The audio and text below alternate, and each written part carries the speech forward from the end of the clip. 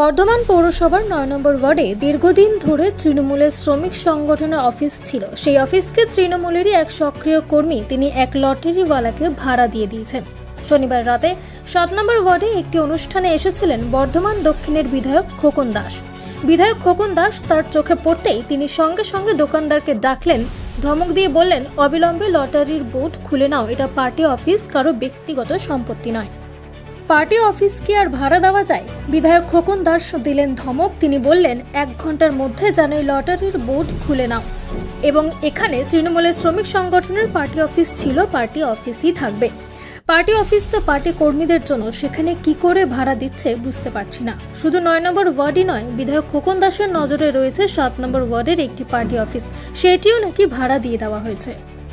দেখুন দোকানদারকে কি বলেছেন বিধায়ক। দোকানদারের বক্তব্য, এটি অনেকদিন আগে পার্টি অফিস ছিল। আমার বাবা এই পার্টি অফিসটি লটারিওয়ালাকে ভাড়া দিয়েছেন, মাসে ৪,০০০ টাকা করে পায়। অপরদিকে এই বিষয়ে উত্তম সেনগুপ্ত বলেন, আমি বিধায়ক খোকন দাসকে ধন্যবাদ জানাবো যে তিনি তার কর্তব্য পালন করেছেন।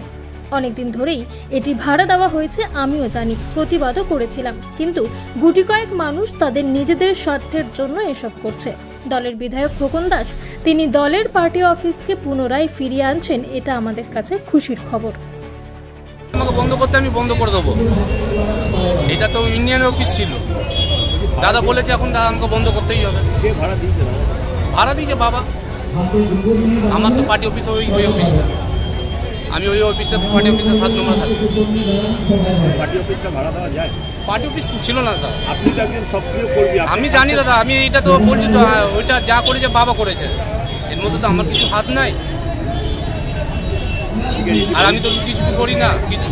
আপনি কি চাইছেন ওটা বন্ধ হয়ে যাক? এবার দাদার বলেছে বন্ধ করতে আমাকে, আমি দাদার জন্য বন্ধ করে রাখবো।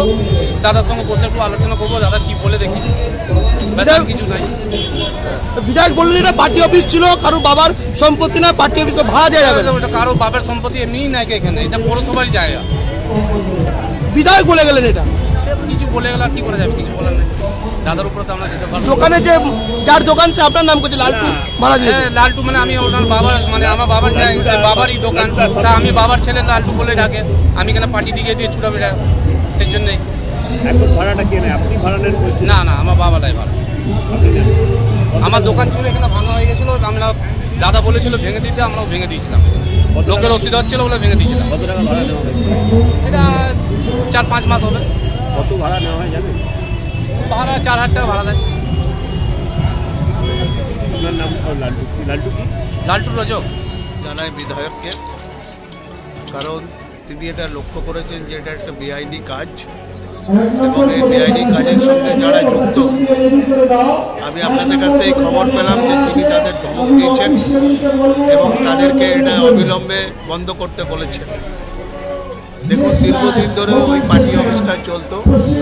ওই এলাকায় আমাদের একটা শ্রমিক সংগঠন ছিল, যার সভাপতি ছিলেন মদন মিত্র মহাশয়, এবং স্থানীয় যে সমস্ত কর্মীরা ছিলেন তারা ওখানে একটা, জানেন, ছোটো হাতি বা অন্যান্য কিছু গাড়ির একটা স্ট্যান্ড ছিল। সেই স্ট্যান্ডটাকে কেন্দ্র করে ওখানে আইএনটিটিউসি অফিসটা গড়ে উঠেছিল। দীর্ঘদিন ধরে এই অফিসটা চলছিল। গত বছর হঠাৎ করে একদিন আমি গিয়ে দেখি যে এই অফিসটাতে একটি লটারির দোকান হয়ে গেছে। আমি তাদের বারণ করি এবং তার পরের দিনই ওই অফিসটা বন্ধ করিয়ে দিই, এবং সেই ব্যাপারে প্রশাসন আমাকে যথেষ্ট সাহায্য করেছিল। আজকে আপনারা বলছেন যে ওটি আবার দখল হয়ে গেছিল, এবং ওইখানকারই কতিপয় ছেলে যারা আমাদের তৃণমূল দলের সঙ্গে যুক্ত এবং দল থেকে যারা চাকরি পেয়েছে, সেই সমস্ত ছেলেরাই ওটাতে ব্যবসা শুরু করেছিল। প্রথমে জমি বাড়ির দালালি, পরে লটারির নাকি দোকান হয়েছিল শুনলাম। যাই হোক, বিধায়ক মহাশয় আজকে যে কাজটা করেছেন এটা খুব ভালো কাজ।